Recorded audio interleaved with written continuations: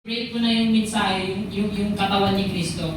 Then later on, magiging give unto them. Ito na yung kapag nakuha mo na siya, kaya mo na ibahagi yun sa iba. Tama ba? Amen. Sige. Ayun nga, sinabi rin na yung communion this is to communicate with God. Pero ang tanong, nagagawa ba natin yun? Sa kamay ang nagagawa. Amen. Ang may communion para sa kamay. Sa kamay. Wala. Di tayo nakipag-communicate sa Diyos. Ako po. Ako rin, medyo... Diba, ika nga, kapag ganyan, ano natin, pilitin natin yung sarili natin na kahit manalangin man lang, di ba? Kasi that's part of communicate with God. Kahit sa simpleng panalangin mo, na nakikipag-communicate tayo sa Panginoon. And alamin natin kung ano yung tamang pag-unawa dun sa communion. Kasi mahalaga, di ba, meron nga tayong apostolic doctrine. So mahalaga na babalik tayo kung ano yung tama at aral ng mga apostol.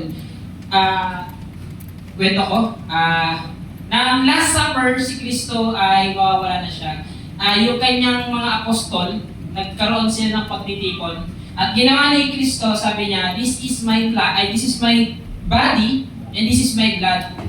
Ang ginawa niya, pinunit niya yung alin? Yung tinapay na walang halong libadura.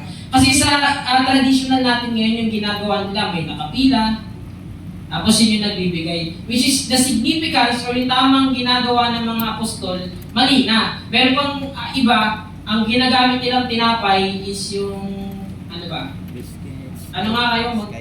Skyflex, biscuit, ano pa? Tinapay. Which is hindi na siya akma kasi sabi nga, walang halong libadura. Sabi pa nga ni Father James, roasted with fire. Diba? Ano na yun? Ino-open na yun. Tapos, inahaluan na siya ng, minsan may mantika pa. Which is hindi siya tamang traditional na ginagawa when it comes to communion. Yung ginawa nila apostol or yung ginagawa nilang nag-take sila ng unleavened bread. Which is mali na. So, ang tamang pag-partake or tamang paggamit nyo is yun yung tinapay na walang halong libadura. Which is, i-ano mo lang siya, tamang harina lang, lagyan mo ng konti tubig, tapos i-ano natin. So, yun yung tamang pagkuha or pag-significance dun sa body of Christ. Meron pa sa kanila yung yung dugo. Minsan, juice. Minsan, ano pa? Grapes. Soft drinks. Di ba napakalayo? Kasi kung iisipan natin, kahit mababaw lang siya, baga, mystery of God din yan, di ba? Na ang tamang pag-partake doon is wine talaga. Sabi nga, red grapes wine ba? Tama ba? Red na wine. Kasi ang significance nun, yung dugo ni Kristo, it is everlasting. Ibig sabihin, tingnan mo sa juice. Di ba ang juice madaling mapanis? So, hindi na siya titipo sa dugo ni Kristo. So, dapat ang tamang pag-partake natin ay yung wine. Red wine. Tapos, yung type and shadow nito, yung bread is sinless body, broken up. Kung mababasa natin yan sa 2 Corinthians 5:21. Alam naman natin na yung body of Christ, although sinabi ng iba, di ba, napunta sa kanya yung kasalanan, which is wrong. Ibig sabihin, inaako niya lang yung kasalanan ng lahat, pero yung body niya, walang kasalanan yun. Kasi hindi bababa ang Diyos dun sa katawan niya kung makasalanan yun. Di ba? Amen? Amen. Kaya ang type and shadow nun is, the bread is the sinless body of Christ. And also, pure word. Pure word, yung ano na yun. Di ba, kung magkakaroon tayo ng tinapay na walang halong libadura, titipon natin yun na walang walang halong iba, dogma, yung tinatawag, di ba? So sa mensahe, ibig sabihin, pure yung salita na yun, pure yung bread na yun. So dapat, wala siyang halong libadura.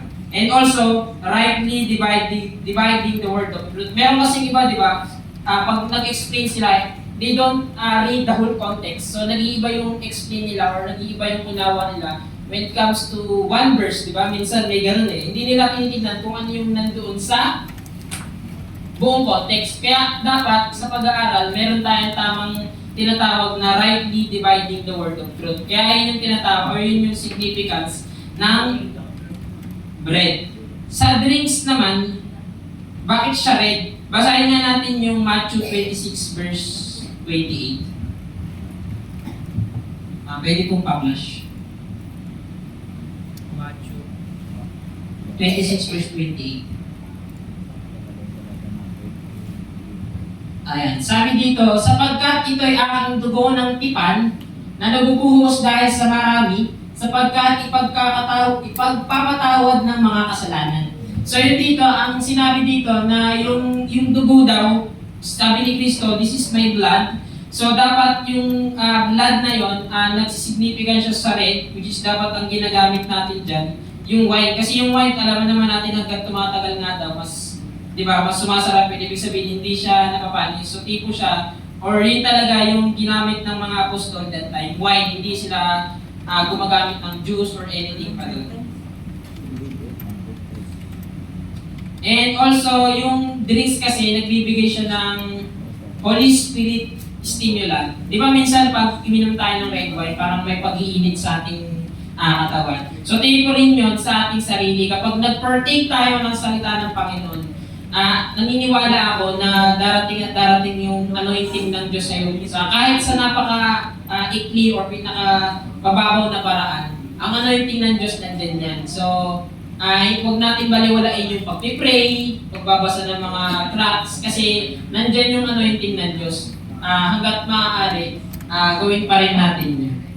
And also, lagi natin i-offer yung ating mga sarili as a living sacrifice para sa Kanya. So, yun lang po. Maraming salamat.